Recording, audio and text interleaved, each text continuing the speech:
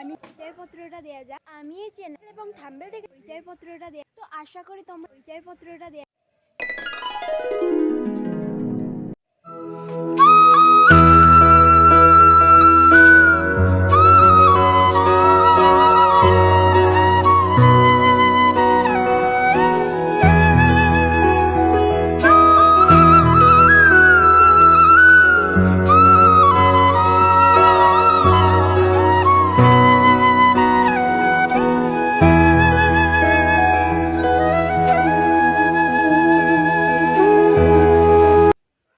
আমি ঝুম্পা। আমার ভিডিওতে তোমাদের সবাইকে আশা করি তোমরা ভালো আছো।